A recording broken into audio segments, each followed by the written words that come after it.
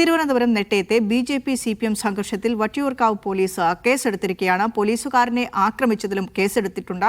ആക്രമണത്തിൽ പോലീസുകാരൻ ഉൾപ്പെടെ പരിക്കേറ്റിരുന്നു. അപ്പോൾ ഈ ഒരു കേസിലാണ് ഇപ്പോൾ പോലീസുകാരനെ ആക്രമിച്ച സംഭവവുമായി ബന്ധപ്പെട്ടും കേസ് രജിസ്റ്റർ ചെയ്തിട്ടുള്ളത്. വിജിൻ വായാന്തോടാണ് ഒരിക്കൽ കൂടെ ന്യൂസ് മോർണിംഗിനൊപ്പം ചേരുന്നത്. വിജിൻ, എന്തൊക്കെയാണ് FIRൽ പറയുന്നത്?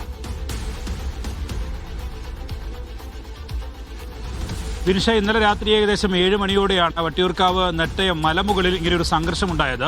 ആദ്യം 2 വീട്ടുകാർ തമ്മിലുള്ള സംഘർഷം, അത് പിന്നീട് നാട്ടുകാരും BJP പ്രവർത്തകരും തമ്മിലുള്ള സംഘർഷമായി മാറുകയും പിന്നീട് അത് രാഷ്ട്രീയ സംഘർഷമായി CPM BJP സംഘർഷമായൊക്കെ മാറുന്ന സാഹചര്യമാണ് ഉണ്ടായത്. വലിയ ഒരു ക്രമസമാധാന അന്തരീക്ഷം തന്നെ തകരുന്ന നിലയിലേക്കുള്ള കാര്യങ്ങളാണ് അവിടെ ഉണ്ടായത്. പോലീസിന് ഒരു ഘട്ടത്തിൽ പെട്ടെന്നുണ്ടായ സംഘർഷവുമായി ബന്ധപ്പെട്ട് പെട്ടെന്നൊരു നടപടിയിലേക്കൊന്നും കടക്കാൻ കഴിഞ്ഞില്ല. CPM BJP പ്രവർത്തകർ ഏറ്റുമുട്ടി. രാത്രിയോടുകൂടി പോലീസ് സ്റ്റേഷനിലേക്ക്, വട്ടിയൂർക്കാവ് പോലീസ് സ്റ്റേഷനിലേക്ക് മാർച്ച് നടത്തിയപ്പോൾ അവിടെ പോലീസിന് നേരെ ഭീകരമായ ആക്രമണം ഉണ്ടായി. ഏകദേശം 5 പോലീസുകാർക്കും 4 BJP പ്രവർത്തകർക്കുമാണ് നിലവിൽ അക്രമത്തിൽ പരിക്കേറ്റുള്ളത്. ഈ അക്രമത്തിലാണ് നിലവിൽ എന്തായാലും ഇപ്പോൾ കേസെടുത്തിട്ടുള്ളത്.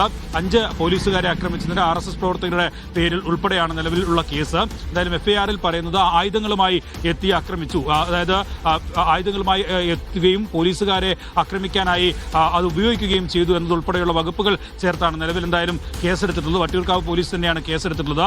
ഇന്ന് ഇപ്പോൾ കൂടുതൽ പോലീസ് സേനയെ അവിടെ വിനിയോഗിച്ചിട്ടുണ്ട്. കാരണം ഈ മലമുകൾ നെട്ടയം ഭാഗത്ത് സ്ഥിരമായി CPM BJP രാഷ്ട്രീയ സംഘർഷങ്ങൾ നടക്കുന്ന പ്രദേശമാണ്. അതിന്റെ തുടർച്ചയായിട്ടാണ് മറ്റ് പല പ്രദേശങ്ങളിൽ നിന്നും എത്തിയ BJP പ്രവർത്തകരും CPM പ്രവർത്തകരും, നാട്ടുകാരായ CPM പ്രവർത്തകരും തമ്മിലുള്ള അക്രമം ഉണ്ടാകുന്ന ഒരു സാഹചര്യം ഉണ്ടായത്. എന്തായാലും ഇനി അത് ആവർത്തിക്കാതിരിക്കാനുള്ള നടപടി നിലവിൽ പോലീസ് സ്വീകരിച്ചിട്ടുണ്ട്.